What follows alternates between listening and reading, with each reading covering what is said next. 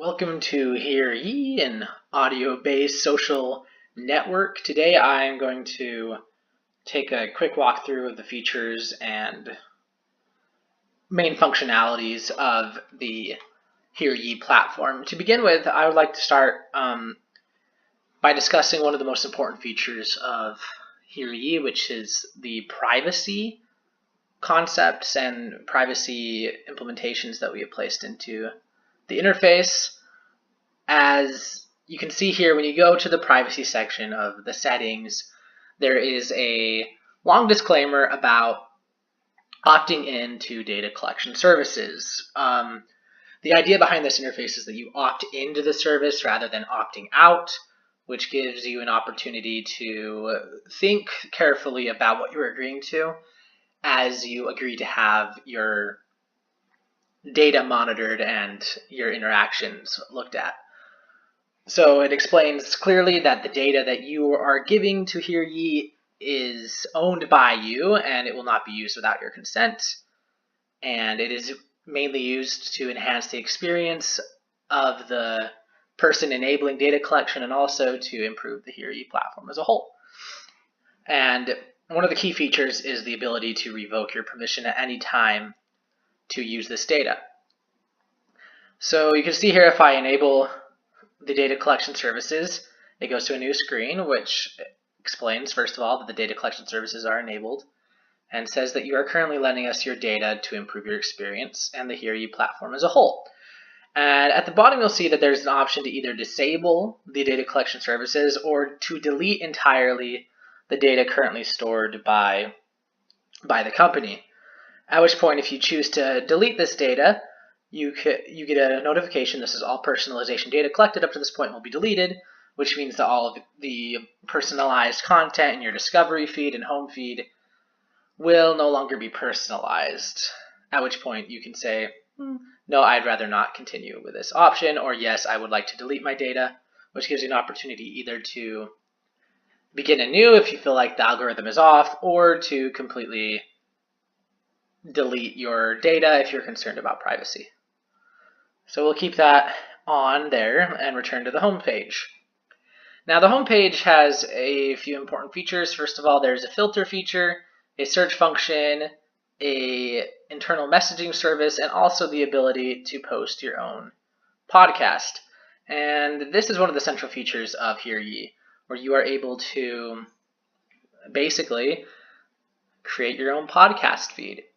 I hope to enable people to be able to spread the word of their own thoughts, to say what they have in mind. And clearly, as you can hear from this current narration, it is a difficult thing. It is a difficult process to record audio. However, by democratizing this process, it hopefully will create an environment where we are all better able to communicate our thoughts and feelings to one another and increase the level of discourse that is currently lacking in image-based and text-based media. Now, if you go to record, you see clearly here that you have the option to record your little podcast, at which point, if you click on that, you begin recording. And at any point, you can cancel if you don't like what you've done so far, or you can say that you're done. And one of the benefits of podcasting is that in many cases it is lightly edited, or in this case, maybe not edited at all. However, you can say your piece, say done, and you can go back and edit the recording if necessary and cut out pieces that you don't like, or maybe just check to see if the audio is okay by clicking play and scanning through your podcast. One of the key features of HearYe is the ability to change your identity at any time. Clearly, there are times when you are communicating with people who you would prefer to keep your communication private. For example, if you just want to communicate with your family, there's the option to communicate with your family.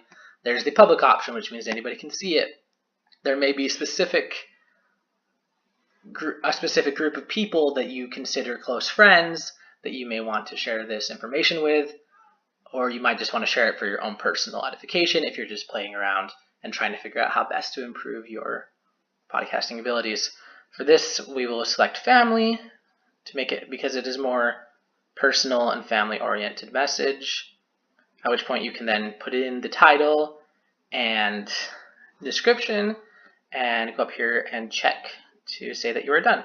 As you can see, a confirmation is posted here that your podcast was posted, which at any time you may return to see that podcast in your podcast feed. Let me return home. Okay. Another feature of this interface is, of course, down here you have a traditional feed with the various people who may be speaking and who you're subscribed to, and you'll see their latest updates. This would be time-oriented, with the latest podcast being at the top, and also you will likely be able to organize it somehow in order of preference, and included in this is the ability to say that you're interested in that podcast, uninterested in the podcast, respond to the podcast after you've listened to it, download the podcast, bookmark it, etc., and also see responses to that podcast. Let's take a closer look at the Now Playing page. This is a traditional Now Playing page that can be seen throughout many audio-based interfaces. And if you click on the play button, you hear the audio, you pause it, it pauses. But one of the most important features of HearYe is the ability to respond to the podcast that you're listening to. Say you hear this Parson Wells person saying that something isn't so great. You may scroll down and hear people saying, well, actually, I disagree. I think that it is, in fact, a great thing.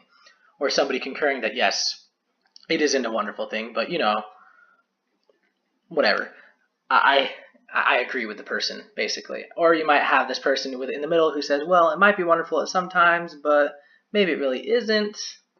And you have the ability then to rank these comments after you listen to them as either relevant to the conversation or irrelevant to the conversation. Now, we avoid using the like button here because you may not like the content that you're listening to, but you may also think that it is relevant. Now, you may also respond yourself, which goes through the same process as the podcast publication, where you can select whether it be public, put in your title, a description, etc. You also have the option down here to publish as a personal podcast. Yes. There we go. After which you can either edit the recording, listen back, or just publish it, at which point you see a reply posted, and you then know that you've posted your reply. So those are the main features of the app that differentiate it, besides the Discover feed. As we remember in the privacy in our privacy area, we have enabled the ability to collect data. And the primary focus of collecting this data is to create a profile of agreement or disagreement with points of view. So for example, we might look at some sort of moderate agreement. We may have the option to choose between something being strongly in agreement or in strong disagreement.